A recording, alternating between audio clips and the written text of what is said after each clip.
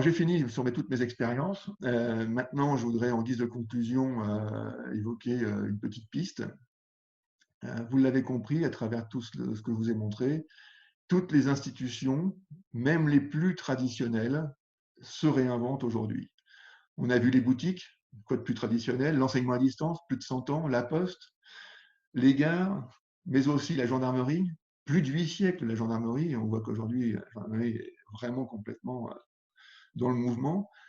Il n'est plus possible de faire le distinguo entre les startups d'un côté et les grandes organisations qui n'auraient rien compris de l'autre. Ce n'est plus possible, en tout cas, personnellement, j'en suis convaincu, j'espère vous avoir convaincu. Nous sommes en présence de la renaissance des grands groupes. Alors, pas forcément tous les grands groupes, hein, certains ont des difficultés, pas forcément partout dans tous les grands groupes. Quand je salue telle ou telle super expérience, j'ai bien conscience que juste à côté, il peut y avoir des expériences un peu moins réussies. Un grand groupe, c'est large, c'est complexe, on ne peut pas tout réussir, mais enfin les startups non plus ne réussissent pas tout. Et donc, comme on l'a vu tout à l'heure pour les startups où le mythe, c'est la licorne, eh bien, puisqu'il faut utiliser la mythologie pour évoquer des choses qui parlent, pour parler de ces grands groupes en renaissance, je voudrais parler de l'ère des phénix. Et cela me permet de dire, ben voilà, ça serait peut-être bien quand même de rééquilibrer le discours aujourd'hui quand on parle d'innovation. On parle surtout de start-up, notamment de la Startup Nation. Alors tout ça est absolument passionnant, mais ça serait quand même sans doute intéressant de rééquilibrer aujourd'hui, de prendre conscience qu'en France en particulier, on a beaucoup de grands groupes extrêmement puissants, extrêmement renommés, extrêmement répartis sur la planète, qui, pour une bonne partie d'entre eux, aujourd'hui sont complètement à la manœuvre. Et donc l'innovation ne peut pas être réservée aux seules startups, aux seules licornes, aux seuls premiers de cordée, aux seuls entrepreneurs, à la disruption. L'innovation, ce n'est pas que la disruption. À l'innovation technologique, il y a autre chose que l'innovation technologique. À l'innovation officielle, il y a autre chose que l'innovation officielle. Il y a l'innovation, on va dire, discrète ou même confidentielle ou même secrète. Marc Renard nous a expliqué qu'aujourd'hui, il ne pourrait pas refaire ce qu'il a fait à l'époque. Et qu'à l'époque, il l'a fait en partie, de manière, on va dire, discrète. Quand il est venu voir le directeur financier du groupe pour lui dire qu'il fallait maintenant demander une licence d'institution de crédit, la première réponse a été de dire non, pas question, on est un téléco, pas autre chose. Oui, mais on fait déjà 300 millions de crédits en Afrique.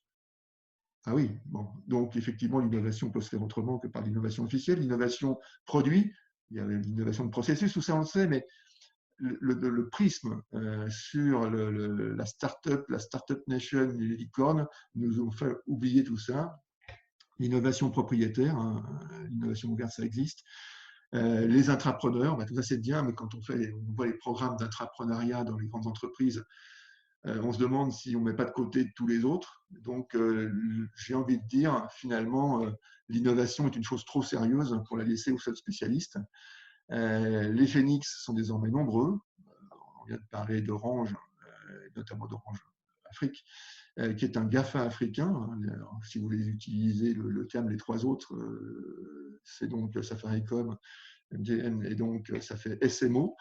Airbus, c'est aujourd'hui un Uber industriel, donc on voit bien qu'il n'y a aucune raison.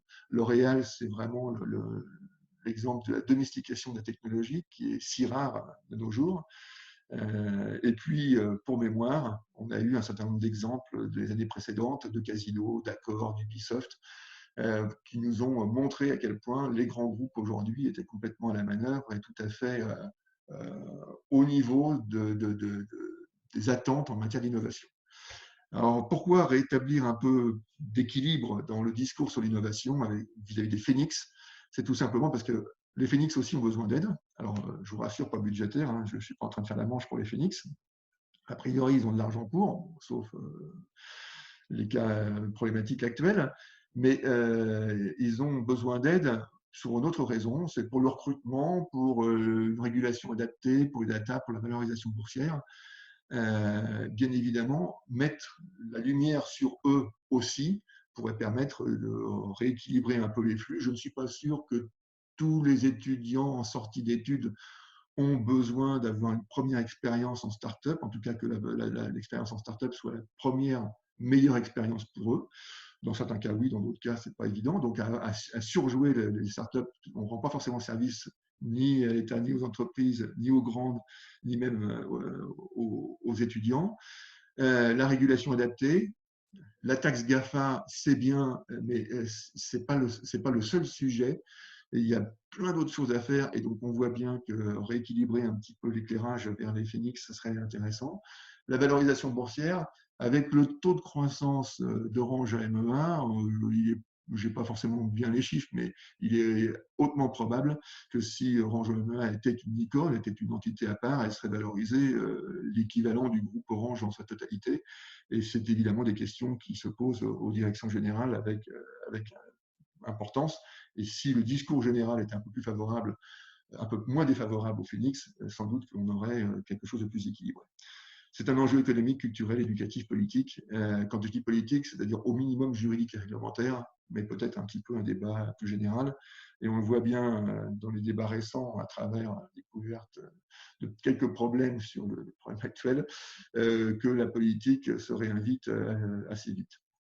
Alors, ça, je n'oppose pas les phénix aux licornes. On a la chance en France d'avoir quelques licornes, 5 ou 7 selon comment on compte. 25 sont attendus d'ici 2025 par le président de la République, mais on a aussi de très très très importants phénix. Et c'est une situation que tous les pays ne peuvent pas prétendre avoir. Et donc, ça serait intéressant d'avoir les deux, et les deux qui peut-être travaillent de plus en plus ensemble éventuellement. Alors, une question se pose. Avec le Covid, on a vu la médecine d'urgence. Selon toute vraisemblance, on va voir à la sortie le management d'urgence. Ça serait peut-être bien qu'on ne jette pas le bébé avec l'eau du bain, et c'est un risque. Nous sommes beaucoup enthousiasmés pour les startups, leur méthodologie, les hackathons. Il ne faudrait pas que, dans l'urgence, on se débarrasse d'un peu tout ça qui ne fonctionne pas toujours très bien.